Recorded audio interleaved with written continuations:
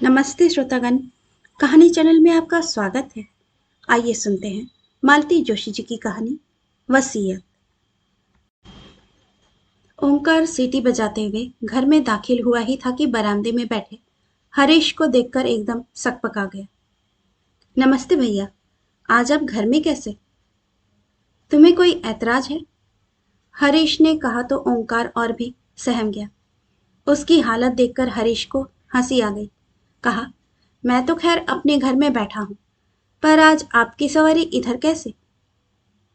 ऐसे ही कभी कभी भाभी जी से मिलने चला आता हूँ। भाभी है ना भीतर? उसने पूछा और उत्तर की प्रतीक्षा ना करते हुए सीधे भीतर चला गया। भीतर वाले ओसारे में माँ बेटी दोनों मिल गईं। ओंकार वहीं पास में बैठ गया। बोला, भाभी जी, बड़े भैया के पास कौन सी गाड़ी है? सेंट्रो। क्यों? नीली वाली थी ना, पर आजकल वहां एक लाल गाड़ी खड़ी रहती है, खूब बड़ी सी। अपने छोटे भैया को जाकर बताओ। बेचारी भाभी कहते उनका मुंह नहीं सूखता। और बेचारी भाभी दो दो गाड़ियां रखे हैं। चुप करो अम्मा, पता है ना वह आज घर में है। हाँ तो ओंकार, लाल गाड़ी तो है, पर कौन सी? ठीक से देख नहीं पाया भाभी। पास जाते ही कुत्ते भौंकने लगते हैं। फाटक के बाहर खड़ा रहता हूँ तब भी। कुत्ते भी पाल लिए हैं, वह भी दो दो। यहाँ बच्चों को ठीक से दूध भी नसीब नहीं होता, वहां कुत्ते पाले जा रहे हैं, वह भी दो दो। रईसी और कैसी होती है? वह जैसी भी हो नानी जी, अब हम वहां नहीं जाएंगे। बड़े जबरा कुत्ता है, हमको चीर डालेंगे। मैं गरीब बेमौत मारा जाऊंगा। 10-10 हजार के इंजेक्शन आते हैं, कहाँ से लगवाऊंगा? अरे, बड़े आदमियों के कुत्ते काटते हैं तो कुछ नहीं होता, उनके खुद इंजेक्शन लगे रहते हैं। जो भी हो, अब हम वहां नहीं जाएंगे, कहता हुआ ओंकार उठकर बाहर आ गया। हरीश आराम कुर्सी पर पूर्ववत आंखें मूंद कर लेटे हुए थे, पर उनके कान भीतर की ओर ही लगे थे। ओंकार की आहट पाते ही वे उठ बैठे। ओंकार, तुम बड़े भैया के घर गए थे? कुछ काम था? बेचारा ओंकार बगले झांकने लगा। खिसकने की भी राह नहीं मिली। हरीश लगातार उसकी ओर देख रहे थे। आखिर उसने हिम्मत की और कह दिया, हम कौन अपनी मर्जी से जाबे हैं, हमें वहां नानी जी भेजती हैं। किस लिए? हालचाल जानने के लिए।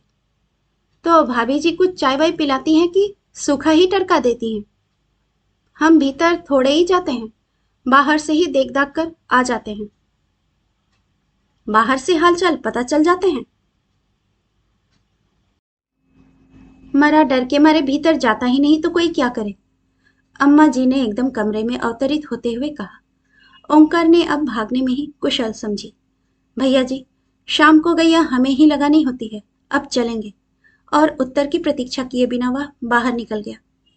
हरीश अब सास की ओर मुखातिब हुए। ओंकार को आप बंगले पर भेजती हैं? तो क्या करें? उन्होंने दबे स्वर में कहा। तुमने तो वहां जाना ही छोड़ दिया। अकेली औरत, किसी को तो खोज खबर लेनी चाहिए कि नहीं?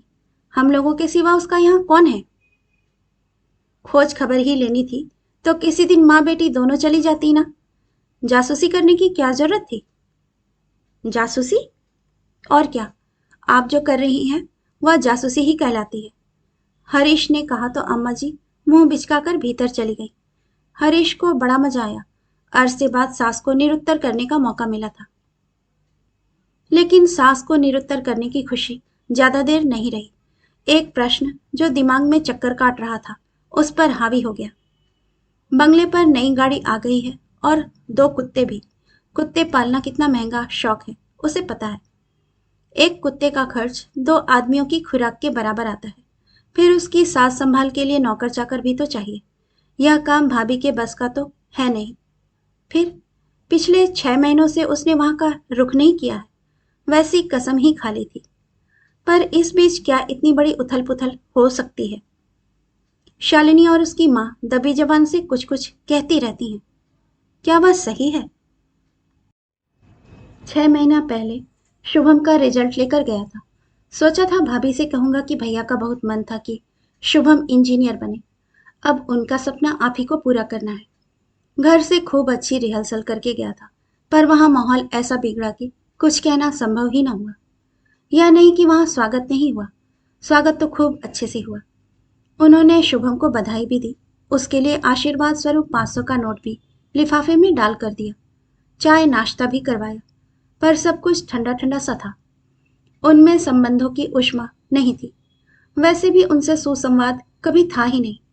पर भैया के रहते ये बातें सतह पर नहीं आई थी।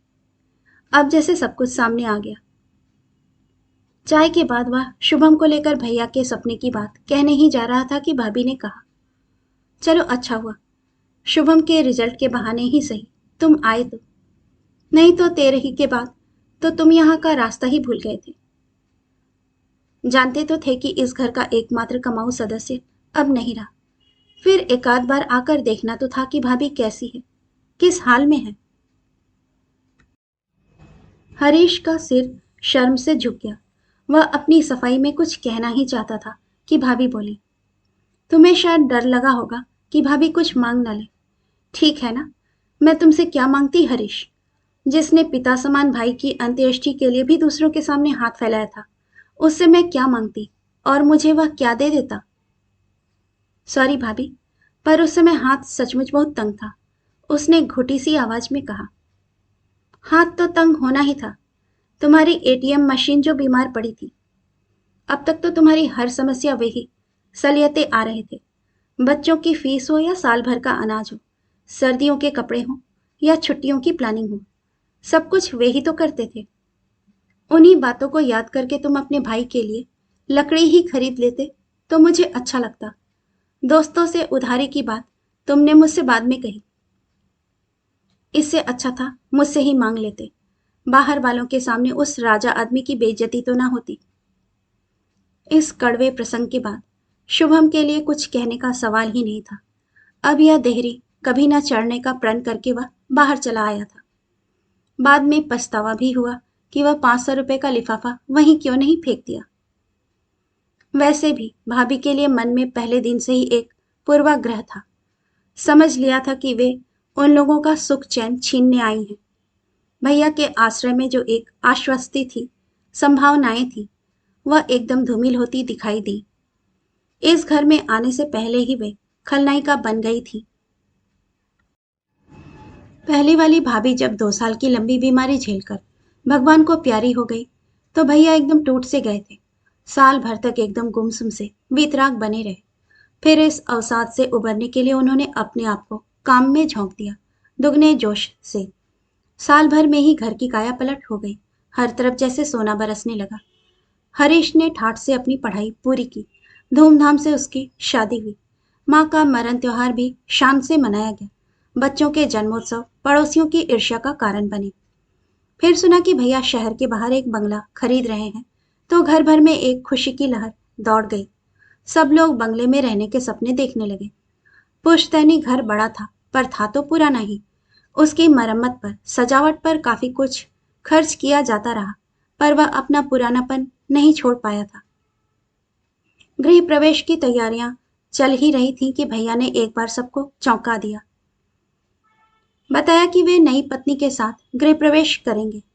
पुश्तैनी मकान उन्होंने अत्यंत उदार अंतःकरण से हरीश के नाम कर दिया, पर उनकी इस दरिया दिली से न हरीश खुश हुआ न उसका परिवार, क्योंकि इस दान पत्र का साफ अर्थ यह था कि उन लोगों को पुराने घर में ही रहना है।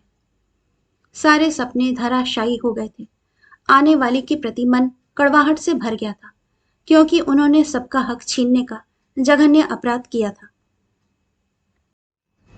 शाम को घूमने जाने के बहाने वह घर से निकल गया और सीधे बंगले पर पहुंचा। उसने गेट के पास स्कूटर रोकी ही थी कि कुत्तों ने सम्मिलित स्वर में भौंकना शुरू कर दिया।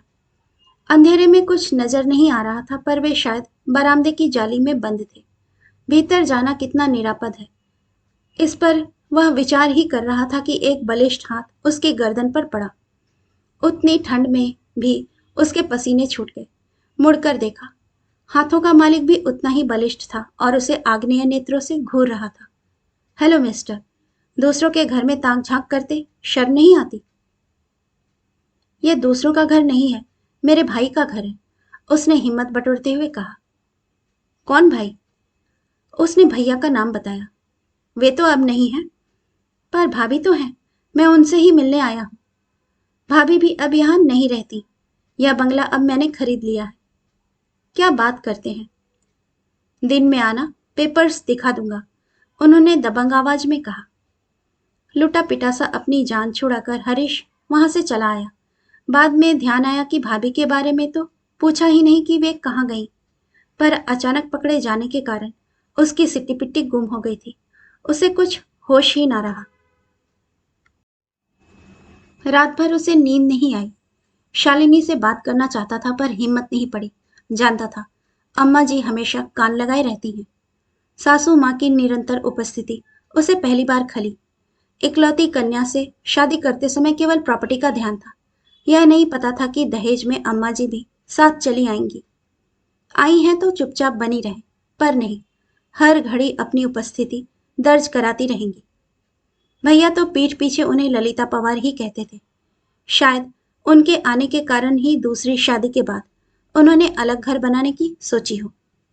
बड़े भैया की इस शादी पर सबसे ज्यादा वक्र दृष्टि अम्मा जी की ही थी। शादी के बाद भाभी के यहाँ 2 बार उम्मीद जगी थी, पर हर बार खुशियां आधे रास्ते से लौट गई थी और शालिनी ने इसका श्रेय अपनी माँ को दिया था। तब से हरीश को उनसे डर सा लगने लगा था। क्या भाभी इस राज को जानती हैं? क्योंकि उसके बाद से ही उनके व्यवहार में एक ठंडापन सा आ गया था। शादी के इन 15 सालों में वे मन से किसी से जुड़ ही नहीं पाई। उन्हें घमंडी करार दे दिया गया था, पर दूसरा पक्ष भी तो कम दोषी नहीं था। उसने इस खाई को पाटने की कभी कोशिश ही नहीं की। दूसरे दिन सुबह सुबह वह मुंशी बालमुकुंद जी के घर पहुंच गया। देर होने से उनके काम पर निकल जाने का डर था। भैया के बाद कई वकीलों ने उन्हें हाथों हाथ ले लिया होगा। ऐसे कर्मठ और कुशल लोग आजकल मिलते कहाँ हैं। भैया का कोई काम या संदेश लेकर इस घर में कई बार आया है। हर बार उसका ललक से स्वागत हुआ है, पर इस बार मुंशी जी का व्यवहार बड़ा रूखा लगा। दरवाजा उन्होंने ही खोला था, वहीं खड़े खड़े पूछ लिया, बोलो। बोलिए भी नहीं। एक क्षण को तो वह अप्रतिभ तो हुआ, पर उसने दूसरे ही क्षण हठधर्मिता के साथ कहा, आपसे कुछ बात करनी थी, भीतर आ सकता हूं? अब मजबूरन मुंशी जी को रास्ता छोड़ना पड़ा। हरीश भीतर आकर बैठ गया। बैठक का कमरा उसे बदला बदला सा लगा, बदला बदला सा और परिचित सा भी। हाँ बोलो। मुंशी जी ने उसे चिताया। वह व्यवस्थित हुआ और बोला, मैंने सुना है भाभी ने बंगला बेच दिया है। हाँ ठीक सुना है, 15 दिन पहले ही डील हुई है। हमें हवा तक नहीं लगने दी। मुंशी जी चुप बने रहे। हमारी रजामंदी की जरूरत भी नहीं समझी गई। ये कोई पुश्तैनी प्रॉपर्टी तो थी नहीं कि सबकी रजामंदी की जरूरत होती। वकील साहब की पर्सनल प्रॉपर्टी थी। वे उसे बेचते चाहे दान में दे देते। उन्होंने बंगला पत्नी के नाम कर दिया था। वे ही लीगल या नेचुरल वारिस भी थी। उन्होंने बंगला बेच दिया बस। और सामान का क्या किया? बेच दिया। वैसे भी इतना सारा सामान कहाँ ले जाती, कहाँ रखती। इसीलिए जरूरत भर का रखकर सब बेच दिया। अच्छा सामान था, हाथों हाथ बिक गया। किसने लिया? दोस्तों ने, पड़ोसियों ने, परिचितों ने। जैसे हमने यह सोफा सेट ले लिया, 2 पलंग और एक अलमारी भी ली है। तभी हरीश को यहाँ कुछ पहचाना पहचाना सा लग रहा था। हमसे भी तो पूछ सकते थे, उसने तड़प कर कहा। तुमसे पैसे तो नहीं मांग सकती थी ना, इसीलिए नहीं पूछा। इसीलिए तुमसे नहीं पूछा। उन्हें पैसों की जरूरत थी, तभी तो घर बेचना पड़ा। इतना बड़ा घर मेंटेन करना मजाक थोड़े ही है। और तुम तो जानते हो तुम्हारे भाई कैसे शाह खर्च थे। बचत के नाम पर शून्य ही था। आखिर बची हुई जिंदगी वे गुजारती कैसे? बरसी तक तो रुक ही सकती थी। ऐसे भी क्या जल्दी थी? जल्दी सामने वाली पार्टी को थी। उनके ज्योतिषी ने मुहूर्त निकाल दिया था। फिर जब जाना ही था तो आज क्या और कल क्या? भाभी अब कहाँ है? अपने भाई के पास। कल आना, उनसे पूछकर ही पता बताऊंगा।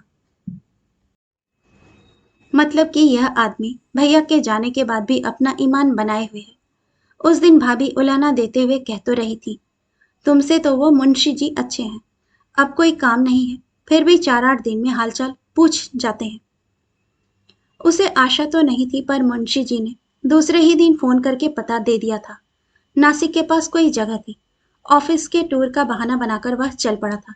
घर पर बताने की हिम्मत नहीं हुई। सच बात जानते ही एक विस्फोट सा हो जाता। जो कुछ हुआ उसमें 100% उसका दोष बताया जाता। उसकी अकर्मण्यता को कोसा जाता। मुंशी जी ने पता ठीक ठाक दिया था। ढूंढने में ज्यादा परेशानी नहीं हुई। शहर से बाहर एक कंपाउंड में 2 हाउसेस की लंबी कतार थी। गेट पर नाम लिखा था विश्रांति। नंबर उसके पास था ही, इसीलिए घर भी तुरंत मिल गया। 1 रूम किचन का वह छोटा सा घर था। इतने बड़े बंगले में सालों रहने के बाद भाभी यहाँ कैसे गुजारा करती होंगी, उसने सोचा। भाभी ने बड़ी ही निर्मल निश्चल हंसी के साथ उसका स्वागत किया था। सारे ताने उलाने उस हंसी में तिरोहित हो गए।